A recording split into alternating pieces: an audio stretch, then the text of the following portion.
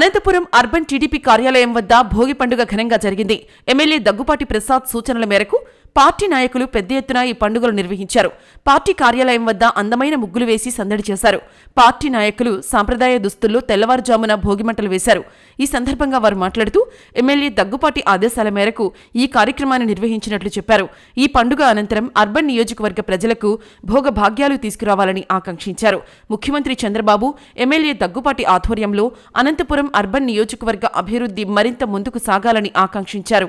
ఈరోజు Anantapuram urban Telugu Desam party కార్యాలయంలో MLA Daggubati Prasad గారి ఆధ్వర్యంలో భోగి మంటలు వేయడం జరిగింది.